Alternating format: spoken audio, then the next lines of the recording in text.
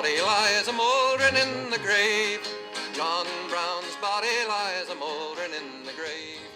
John Brown's body lies a mouldering in the grave, but his soul goes marching on. Glory, glory, hallelujah. Glory, glory, hallelujah. Glory, glory, hallelujah. But his soul goes marching on. The stars above in heaven are looking kindly down. The stars above in heaven are looking kindly down. The stars above in heaven are looking kindly down on the grave of old John Brown. Glory, glory, hallelujah. Glory, glory, hallelujah. Glory, glory, hallelujah. His soul goes marching on. He captured Harper's Ferry with his 19 men so true. He frightened old Virginia till she trembled through and through. They hanged him for a traitor, they themselves the traitor crew. His soul goes marching on. Glory, glory, hallelujah. Glory, glory, hallelujah. Glory, glory, hallelujah. His soul goes marching on. One more. Well, he's gone to be a soldier in the army of the Lord. He's gone to be a soldier in the army of the Lord. He's gone to be a soldier in the army of the Lord. But his soul goes marching on. Glory, glory, hallelujah. Glory, glory, hallelujah. Glory, glory, hallelujah. His soul's marching on. Yay!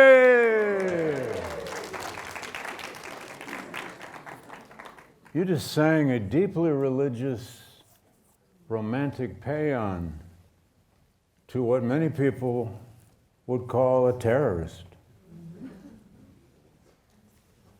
Just pointing that out. But we'll come back to that.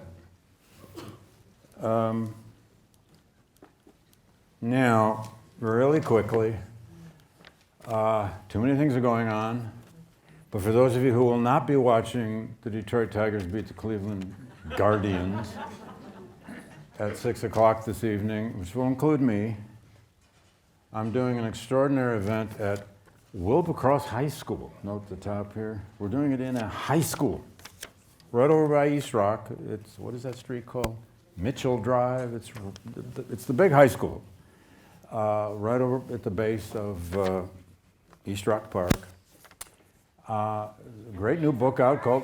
Go out Orange Street, all the way out Orange. Exactly, it ends right there. Yeah, just take Orange North. The Education Wars by Jennifer Berkshire and her co-author, Jack Snyder. And with her, I invited Johann Neem, who's a great historian of the history of public schools in America. And we're going to do a discussion of this brand new book about this crisis of public schools. So if you care about public schools, and you should, please come to Wilbercross High School at 5:30. They didn't ask me about the timing of this back when the schedule for the playoffs came out, but of course I didn't know. But do come, 5:30, Wilbercross High School. Now, the title of this lecture deserves, I suppose, a little explanation. In 1857, the students of Yale invited Charles Sumner. It shows you what was happening on this campus of moderation. They invited Charles Sumner, the radical abolitionist senator from Massachusetts, to give the commencement address. This would have been for the fall of 57, because they did commencements in those years in September. But Sumner had a problem by then, of course. He had been beaten to a pulp on the floor of the Senate by Preston Brooks. And at that point, I believe Sumner was already off in a kind of asylum recovering in Switzerland. So they had to have a replacement. And they invited Wendell Phillips.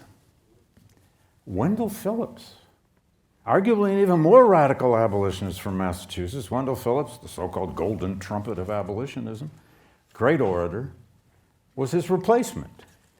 This is at least mentioned in the Yale and Slavery book. It's the same Wendell. I don't know precisely what Phillips said. We looked, like, what did he say that day? But we have a pretty good idea because all of his other speeches in the from 1857, 58, 59. But in 1859, November 1st, this would have been almost, actually, it was exactly during John Brown's trial in Charlestown, Virginia. And almost precisely 1 month before John Brown would be hanged. In a speech in New York City, Wendell Phillips said, quote, "I think the lesson of this hour is insurrection. Insurrection of thought always precedes the insurrection of arms. The last 20 years have been an insurrection of thought." It's a way of thinking about this, isn't it? The country had been having, if you want, insurrections of thought for some time. Sorry. And it was easy to predict violent insurrection now, although nobody knew exactly what was coming. This is the famous engraving that appeared in Frank Leslie's Illustrated, which is the most widely illustrated newspaper in the United States. It shows that even then, as now, what happens at Yale, the press loves to dig into it. And indeed, during January of 1860, South Carolina had seceded from the Union. We'll really do secession, the full story of secession next time. But South Carolina had seceded from the Union, December 20th, 1860. The next several Deep South slave states would not secede until late January and beginning of February. But in this horribly tense month and a half of the secession crisis, now known, historians call it the secession winter, this incident happened at Yale. That was known as Alumni Hall, that building at the top. It's no longer there. It was over in what we now call Old Campus. And by the way, this illustration is in the book. If you get a little magnifying glass, you can actually read these articles. It's impossible here. But and one Sunday morning, the good Yale boys were walking to chapel, to church, and they noticed a really strange flag up on the top of Alumni Hall, and it had a palmetto on it, and somehow they knew already that meant South Carolina. And they suddenly spread the word, there's a secessionist flag on Alumni Hall, that ain't going to last. And a bunch of them broke in, and they climbed to the top, and according to the Yale Literary Magazine, which reported on this, they took out their penknives and carved it up.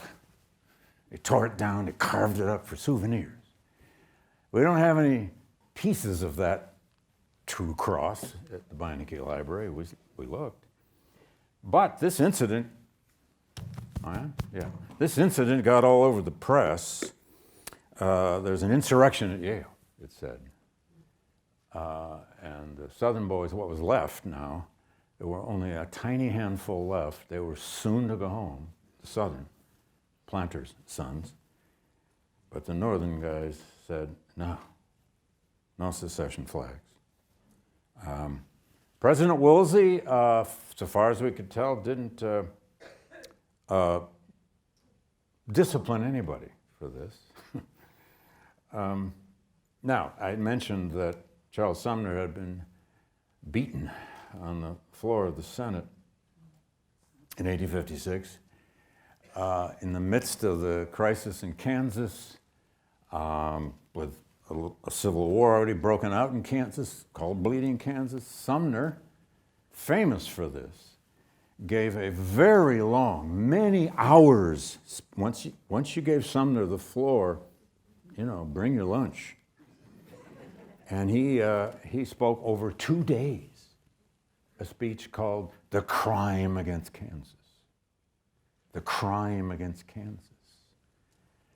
And among the things, and Sumner would often float into quotations in Greek and Latin, and people would groan, enough already. He was a Harvard-trained intellectual. But among the things he did in this speech is he went after some Southern senators by name. Namely, Butler of South Carolina, whom he accused of being, in effect, the pimp for the harlot slavery. Now, when Sumner spoke like this, crowds would gather, they'd fill the galleries and so on, and one Preston Brooks was in the gallery. You've probably heard all this story somewhere. Preston Brooks was a congressman from South Carolina and Senator Butler's nephew.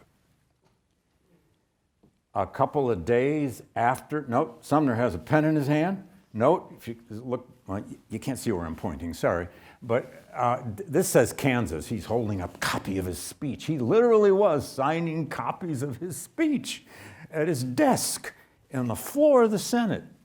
And Preston Brooks walked up to him with a cane and said something like, "Good morning, Senator Sumner," and then just proceeded to beat him about the head and beat him unconscious on the floor of the Senate. One of the things I've always loved about this lithograph, even though well, first of all, it's called Apples of Discord. Isn't that nice? But it shows, you can't see it very well, but it shows in the background senators smiling. It's like, yeah, get him, man. Get him more. Get him, hit him. Blood. And Sumner's blood was on the floor. Or hold me back, Bleeding Kansas came to Bleeding Sumner, and so forth, and so forth. The violence of Kansas, the violence of the slavery crisis now, had reached the floor of the Senate. Now, that wasn't no one had ever been beaten up quite like this, but if you've read my colleague John Freeman's book on Congress and violence, they'd pulled guns on each other before, plenty of times. Challenges for duels. They've been doing that for years. Now,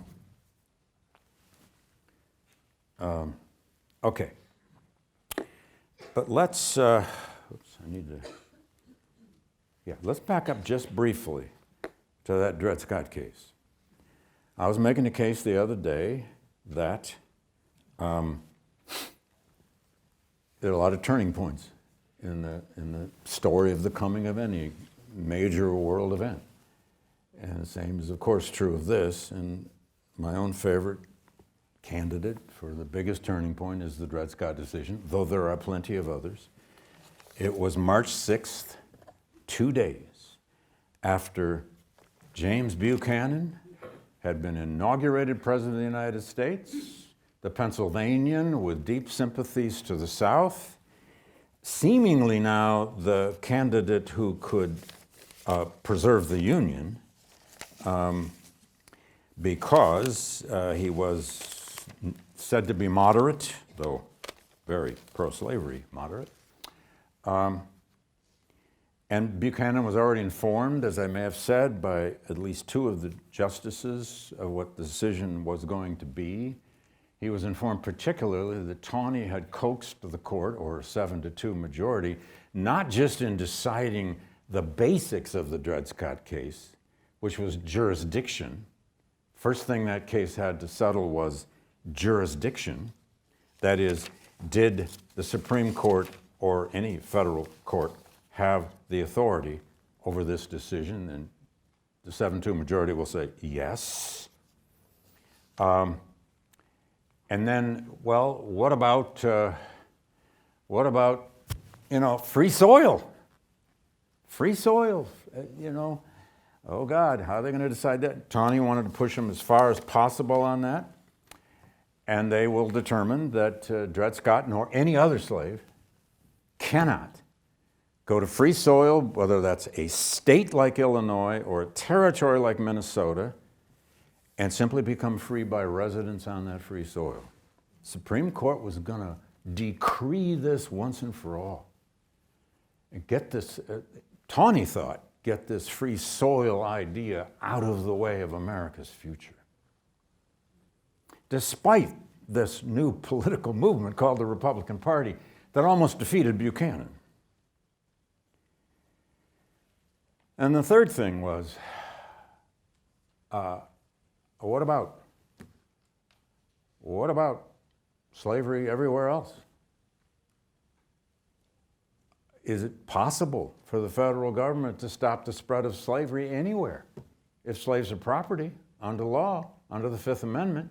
And Tawney pushed his justices, his 7 or 6, to say, no, the federal government has no authority over the future presence of slavery anywhere in the jurisdiction of the United States. That is the very purpose for which that Republican Party, now only 3 years old, had come into existence, which is to eternally stop the expansion of slavery. Tawney got up in the old Supreme Court chamber, which you can still see. It's on the first floor of the Capitol. It can be part of some tours. It's an incredible old room. They don't use it anymore except for ceremonial things. But go see it if you're ever in the Capitol. Big red draperies. He got up in front of a whole bunch of press and the court and lawyers, and he read the 55-page opinion, word for word. But man, when he spoke words like black people, he said Negroes, can never be citizens. And when he said words like they can never be a part of the people. And when he spoke the words, the Constitution of the United States recognizes slaves as property and pledges the federal government to protect it, the press was stirring. They didn't know it was coming, but they're stirring. They, oh my goodness, they're going somewhere with this decision. Woo! You know, the Linda Greenhouses of the world are scratching. She's a great reporter on the Supreme Court. And then, finally, in the most telling words of all, Tawney said, and this was the key, black people, he said, quote, had for more than a century been regarded as beings of an inferior order, so far inferior that they had no rights which the white man was bound to respect. No rights. No, Dred Scott cannot sue in a federal court. He's black. No, Dred Scott or any other black person can ever be a citizen. No, free soil doesn't give you freedom. And no, federal government can do nothing to stop the expansion of slavery because slaves are slave property. Slaves are property under law.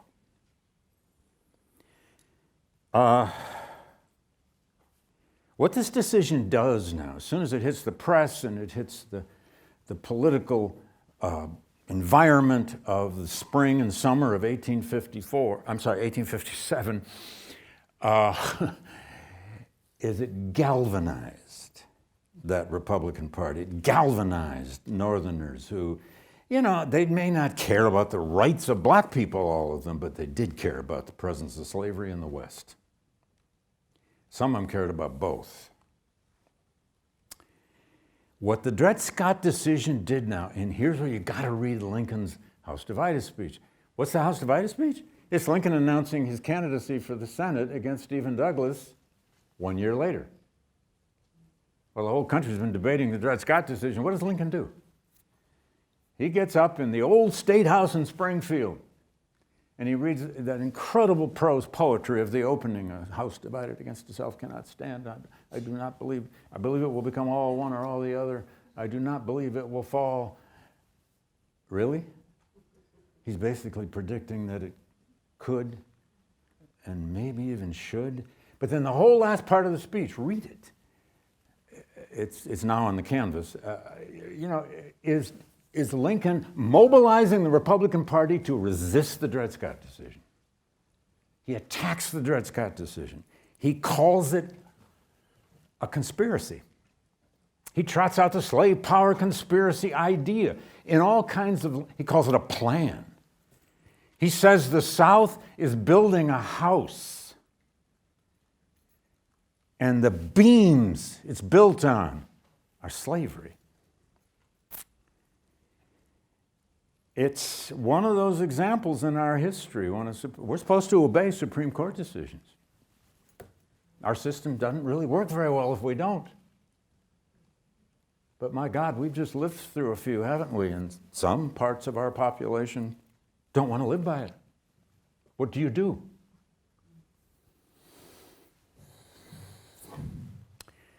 Well, you fight back. You condemn it. But here's the thing.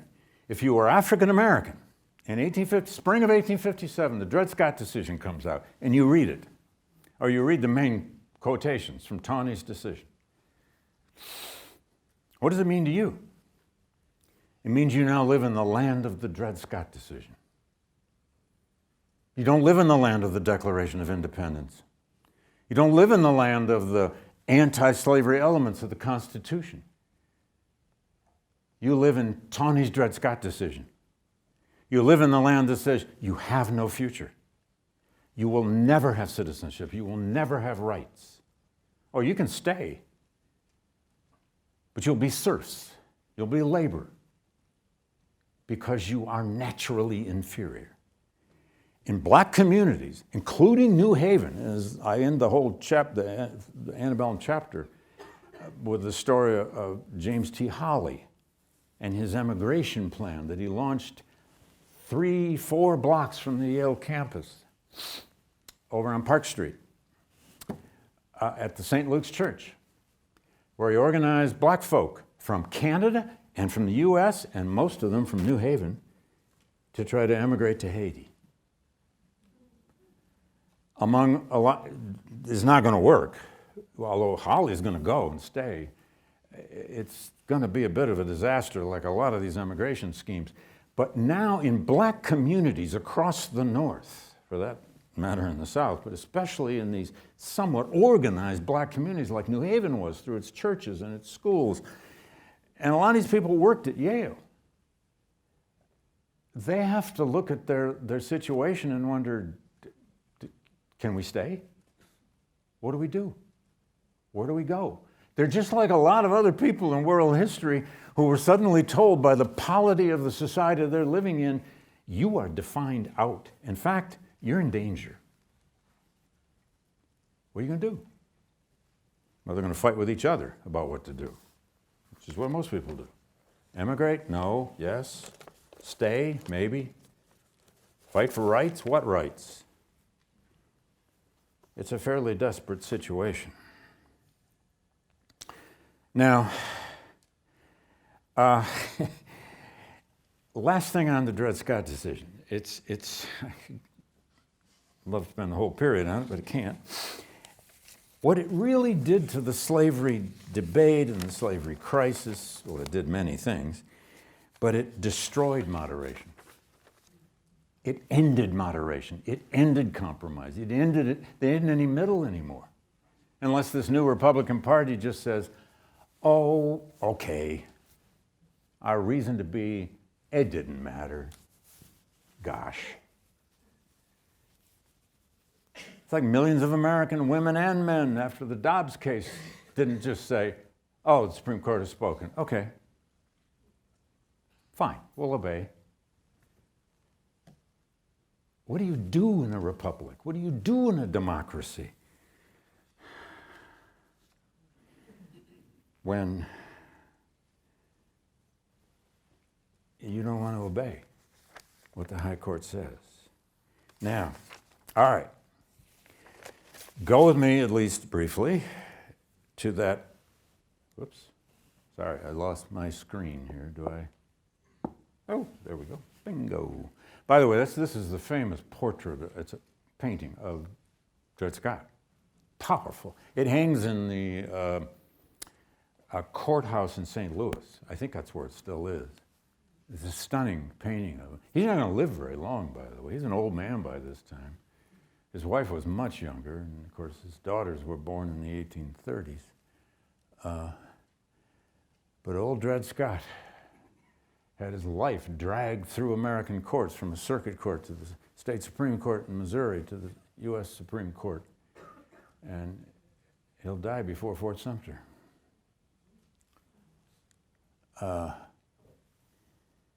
Well, let's come back to John Brown here in a minute.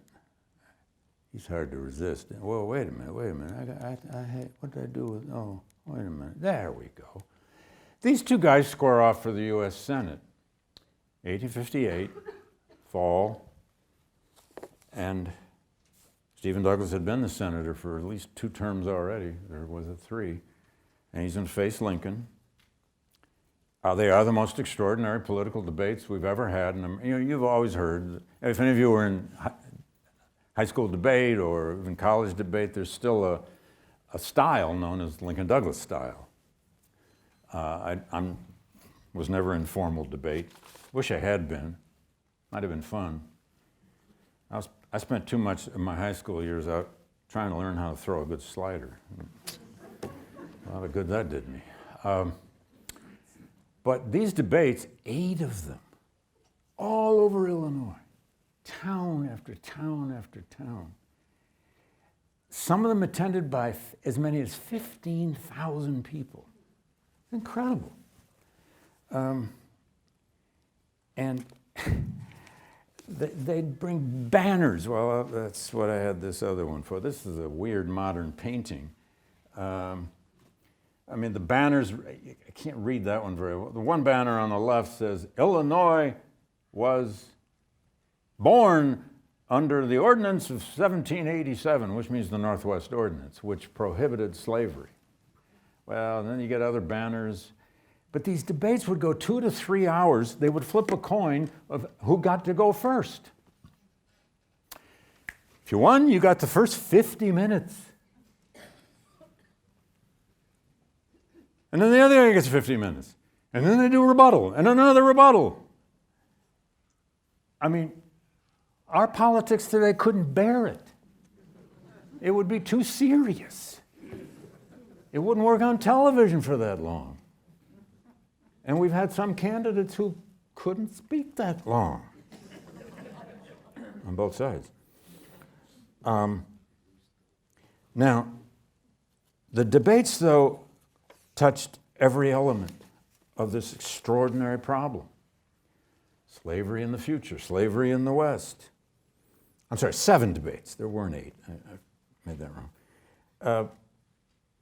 Stephen Douglas, every chance he got, accused Lincoln of being a radical abolitionist, called him a black Republican, called him an N-word lover, and even invented stories. I love this part. He invented stories that Lincoln was riding around Illinois in a carriage with Fred Douglass. He wouldn't call him Frederick. That was too honorable. Lincoln's riding around Illinois in a carriage with Fred Douglass. What do you think of that? And his part of the crowd would sneer and cheer. Lincoln kept bringing up the Declaration of Independence. And then Douglas would take it back from him. Everybody does that, don't they? That's my Declaration of Independence. No, that's my Declaration of Independence. They sparred like crazy over white supremacy. Douglas kept trying to pin Lincoln in a corner as a radical abolitionist and a believer in black equality. And he forced Lincoln at one point to say, okay, I do not believe in the social equality of black and white people. And sometimes over time, so common with Lincoln, people have taken that passage out of that debate and said, aha, you see, he really was a white supremacist. Yes, but a very different kind. if you choose to accept that, and I personally think you should, then certainly Stephen Douglas was.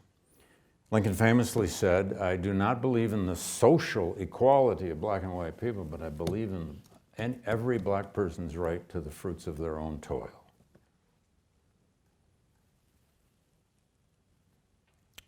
Lincoln made every attempt he could to argue the non-extension argument of the Republican Party, that America's future depended on free labor in the West, free labor for immigrants.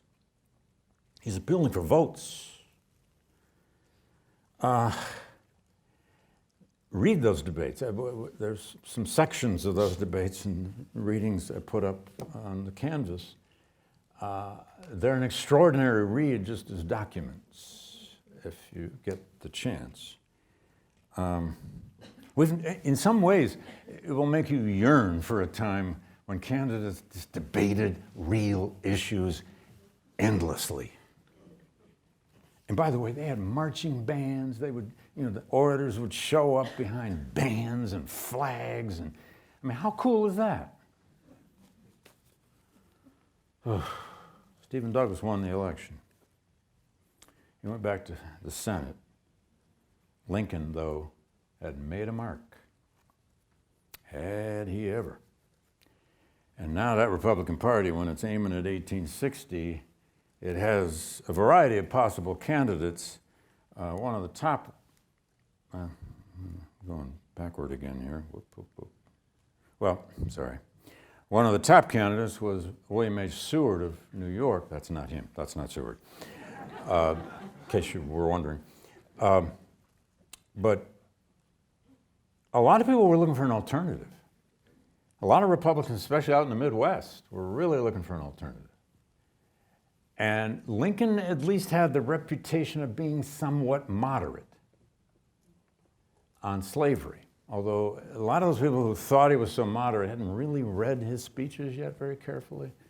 And I'll quote from one in a minute here, the famous Cooper Union speech, 1860. But he didn't have the abolitionist reputation. And you know how politics goes. You got to go to the middle to get votes. In the meantime, John Brown planned a raid. Who was John Brown? Well, there's an actual photo of him. You want to go to lunch with this guy? Maybe. A formidable human being, born up here in Connecticut, Torrington. Grows up there, moved eventually out to Ohio. His family was dirt poor, a kind of rolling stone existence.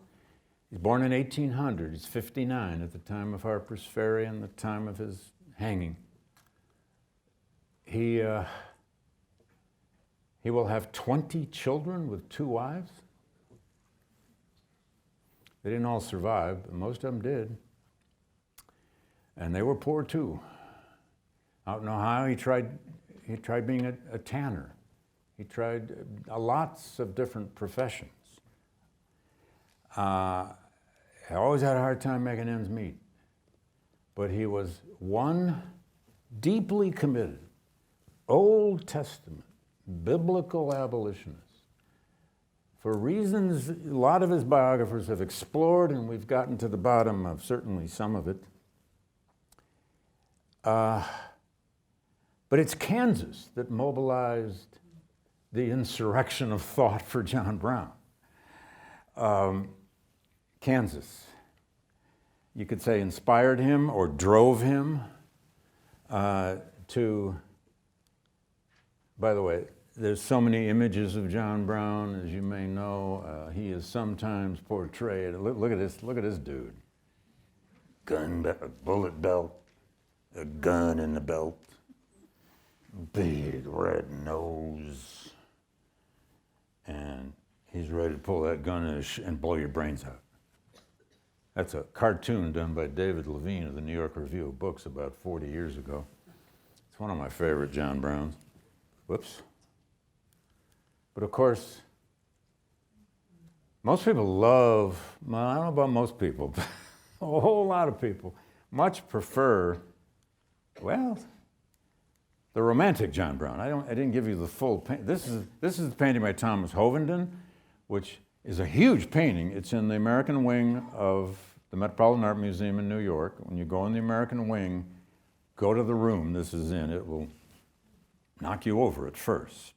It's John Brown leaving his jail cell on the day of his hanging, where he sat on his own coffin riding to the gallows. The man had a sense of martyrdom. But on the way out, according to a poem by John Greenleaf Whittier, which didn't happen, he already had the rope around his neck, and he kissed a black child that a woman brought up to him. Of course he did. That never happened.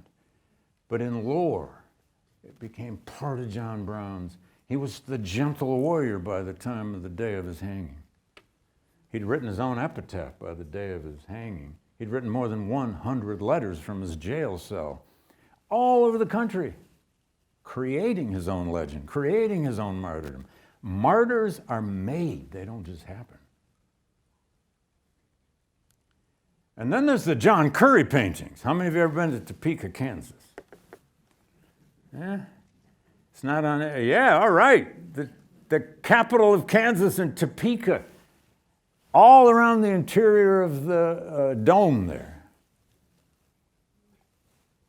are the John Curry frescoes, all the way around. Now, you may think, Kansas is today a kind of a red state and all that, Books have been written, what's the matter with Kansas, and on and on and on and on. Back in the 1930s, they commissioned this famous mural painter to paint the entire interior of their rotunda of the Kansas Capitol. John Brown was still popular, and today you'd never get this commissioned. But check this out. Talk about symbolism. You got the flags, you got the soldiers. John Brown has his boot on the head of a Confederate soldier and the dead Union soldier across from him. Back here you got a preacher who kind of looks like John Brown too, holding the Bible. It's got everything. And it's got a tornado out there too, right? You got a tornado in Kansas. Jokes about tornadoes right now, not a good idea. But this is an image we've always had of John Brown. It's always there, it'll never go away. The martyred John Brown, the man who would risk it all to free slaves. Well, what did he actually do? Let's think about that a second, or two, or three, or four.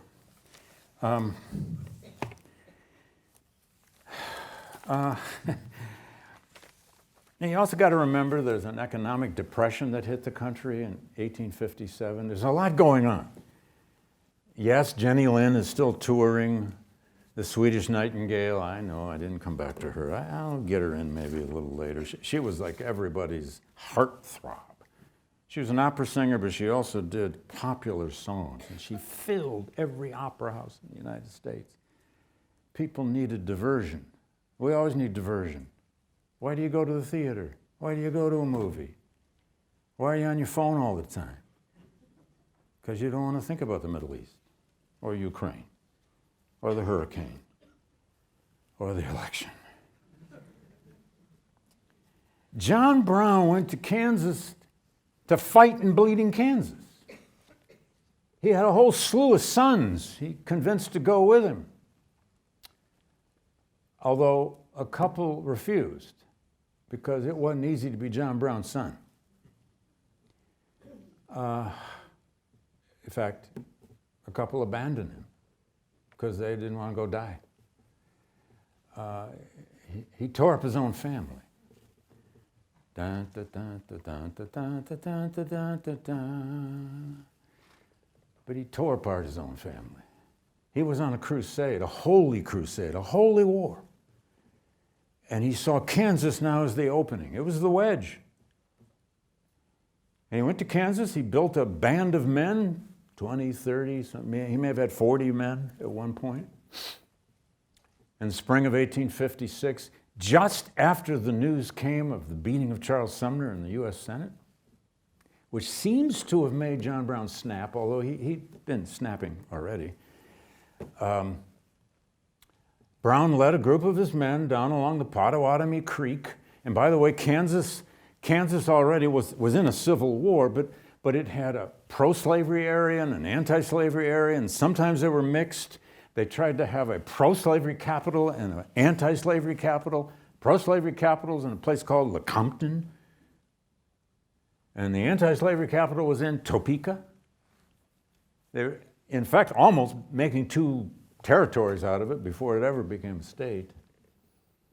But in this vigilante war of burning people's villages and killing people on roadways, John Brown led a group one night along Pottawatomie Creek, which was known to be an area of pro-slavery sympathizers, if not slaveholders themselves, and it turns out all the people they killed were not actually slaveholders. In the dark of the night, they visited 3 cabins, and they hacked to death in front of their families 5 men and threw their bodies in the creek. By any definition, a mass murder. But that's not how it got portrayed back east. It's not how it got portrayed back east among New England abolitionists. John Brown left Kansas after this, and he was a hunted man after the Pottawatomie Creek Massacre. He hid out. Some of his men all but starved. I mean, they were suffering. Finally, he made a raid in 57, and partly because of the Panic of 1857, he didn't do so well at raising money for his further schemes, and his big scheme was already in his mind Harper's Ferry, Virginia, the largest federal arsenal in the United States. Brown will leave Kansas, cross the border into Missouri, attack a farm plantation. He liberated 11 slaves. He put his money where his mouth was. He killed 1 slaveholder. He brought those enslaved people back into Kansas and then up into Iowa, and by train most of the way all across Iowa and across Illinois to Chicago, where the railroad they were on gave him a special boxcar. They knew exactly what he was doing. And from Chicago to Detroit, they rode in a special boxcar, and a baby was born to one of the women who was pregnant. Now there were 12. She was named John Brown Daniels. Brown was with them all the way. When they got to Detroit, the Detroit River, into Canada, he ushered them to the shore, onto a boat, and into Canada. So yeah, he murdered people in Kansas. He said it was a war. But he also liberated people. So John Brown's always been at least 2 different people. You can take your pick. But what Brown is really planning now is his Harper's Ferry raid. And I'm running out of time. I don't even want to look. I got 7, 8 minutes. Isn't that nice? He needs money. And he goes all over New England in late 57 into 58, early 59 even, trying to raise money. He ended up in Ralph Waldo Emerson's parlor in Concord, Mr. Emerson. He met Thoreau. He met all these New England literati. And they held fundraisers for him. He also met Frederick Douglass. Well, he'd already known Frederick Douglass since 1847. In my count, in my chapter in my biography of Douglass, I have him meeting 11 times between 1847 and 1859. In the winter of 58,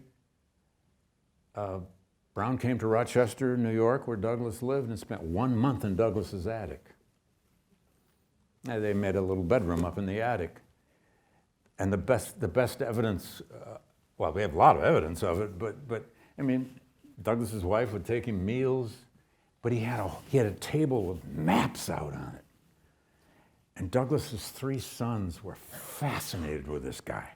They're all teenagers. Lewis is about 18 at that point. The other 2 are 17 and 15. And here's this bearded old man with a bunch of maps, and he's planning stuff. What could be cooler to a 15-year-old boy? They loved this guy. Douglas was suspicious of him. He left at least one note where he totally admitted that. But Douglas learned what John Brown was really planning. But Brown's motives were to get Frederick Douglass to join him, most famous black abolitionist in the country, and he really believed, he was wrong, dead wrong, he really believed that somehow if Douglass joined him, Douglass could get 500 black warriors to come with him, as though Frederick Douglass had some army up in upstate New York. He didn't have any army. And he wasn't going to send his sons with this guy. The attack on Harper's Ferry will occur in October of 1859. He had planned to do it at least a year earlier. He'd held even a convention up in Canada, in St. Catharines, where he gathered as many black abolitionists as would come. He was disappointed with the number who came. Part of the problem with this fellow was that he didn't always tell people what he was going to do. He just wanted you to join him. What do you do with would-be revolutionaries who say, "Come with me"? Maybe another time. What are you doing? Trust me.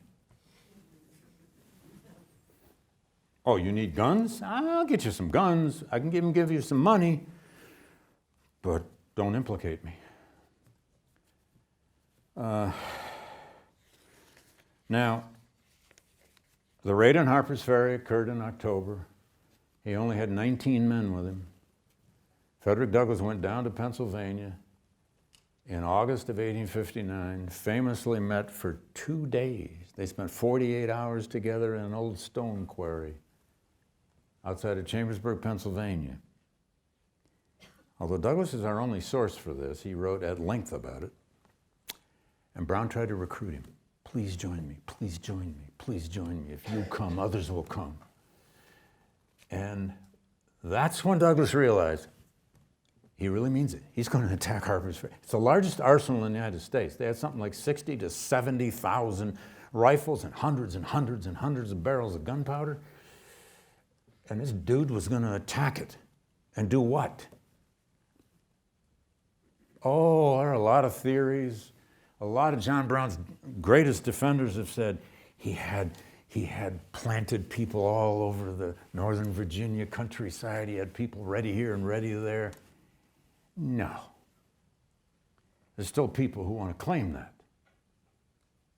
And there is a diehard John Brown sainthood society, believe me, in this country, where if you go speak, and I've been to their groups several times, many times, you have to be careful what you say about John Brown, or you won't get dinner.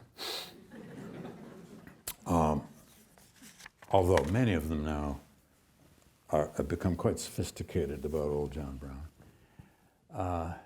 He attacked, he was trapped, he was captured, he was nearly killed on the site in the old engine house of the arsenal, and he was arrested and was hanged. But not before he had this extraordinary trial, the most celebrated trial in all of American history. A trial that, to say the least, attracted the national press, the international press, writers, poets, songwriters, Dun, dun, dun, dun, dun, dun, dun, dun, dun. And his martyrdom became irresistible. Because here was a guy willing to die on the gallows, or the cross, if you like, in a Christian society, for the slaves. Not everybody does that. Stephen Vincent Benet will later write a poem called John Brown's Body. Hugely popular, best-selling, epic poem in the 1920s, before Curry did these paintings. And my favorite verse of it, John Brown's Body is 200 pages long. My favorite verse is this: "The law is our yardstick, and it measures well, or well enough when there are yards to measure. Measure a wave with it, measure a fire, cut sorrow up in inches, weigh content. You can weigh John Brown's body well enough, but how and in what balance do you weigh John Brown? Which John Brown?" And then Benet finishes that verse. "He had no gift for life, no gift to bring life, but his body and a cutting edge, and he knew how to die." John Brown's story is ultimately about the death. It's in some ways less what he did than how he died. He died on the gallows. He died with martyrdom in a Christian society. And there's no Christianity without martyrdom. There's no Christianity without the crucifix. John Brown became an American crucifix if you chose to interpret him that way, and many did. I'll leave you with this on John Brown. He's important, or remembered, and will always be, for many reasons. The first is this martyrdom. He is a classic case for us to examine. What is martyrdom? What are its meanings? And how is it something that's actually made, not just happens out of destiny? Second, he forces us to ask, what is revolutionary violence? When is it justified? When is it acceptable? Dun, dun, dun, dun, dun, dun, dun. I like the song too, by the way. When is revolutionary violence? Killing in the service of a cause. When is it justified? Third, he represents all of the ambivalences, I don't know a better word for it, in his story and in the country's story with slavery. He is disturbing and inspiring. He represents, if you like, the highest ideals. He'd give his life for this, but also the most ruthless deeds. How do you decide between highest ideals and ruthless deeds? Figure that one out, moral philosophers. There's a certain majesty about him and a certain folly about him. He's a terrible military strategist, by the way. Terrible. He was a monster and a warrior saint at the same time. And we could hold a vote, although you got to read more before we vote. There is human law and higher law. John Brown believes in higher law, not man's law. And you know, in history there are avengers, aren't there? They're not always pleasant. In fact, probably never are. There are avengers in history who do the work the rest of us won't, or couldn't, or shouldn't. Douglass summed it up perfectly, as Frederick Douglass so often did. He said, "Men consented to his death and then went home and taught their children to honor his memory." They wanted him dead. They needed him dead. They needed a martyr. And Douglass, in his eulogy speech on John Brown, which he gave the rest of his life in different forms, said John Brown was far more valuable dead than he ever was alive. The movement needed a martyr. The problem needed a martyr. John Brown was happy to be that. And last but not least, this may seem odd, but it's not. He was a white man who killed white people to free black people in a deeply racist society. That has all kinds of meanings. All kinds of meanings. I used to teach black kids in Flint, Michigan, who had grown up believing John Brown was black. They'd been taught that in their church. He could not be white. And I'd kind of have to, well, okay, let's back up a bit. Sorry, I don't have any DNA on him, but, you know. Okay, all this occurs, I'm out of time, of course. All this occurs on the eve of a presidential election, a very big one. And no one knows exactly where it's going to go, just like we still don't know, and it's less than 4 weeks. But everybody knows this is going to be pivotal, because that Republican Party is coming back again. And no one knows who the Democrats are going to run just yet. Buchanan, by the time you get to 59 and 60, is so discredited, he isn't going to run. But who the hell will the Republicans run? And what will their platform be? They're going to just fizzle? Or are they going to harden their positions? And what if they do? Threats of secession all over the place. I'll leave you here. Lincoln was not without ambition. Oh my God. Lincoln gave a speech in New York City. He even bought a new suit for it because his other one, his pants never fit him. He bought a new suit to give a speech at the Cooper Union. February 1860. Campaign hasn't completely begun yet, but it's Abraham Lincoln in New York City announcing, I could run. Well, I might. But mostly, read it, students. It's in your packet on the canvas, and I'll probably start next time with it because it's the perfect prelude to secession. It's Lincoln standing up in this extraordinary work of logic and history. He did a lot of historical background in this speech, and it is full of this kind of Lincoln-esque logic. He speaks in much of the speech to Southerners, and then he saves a whole portion of the end of it for Republicans in the North. He is appealing to holding the Union together, but only on anti-slavery terms. And he ends with a famous, famous passage.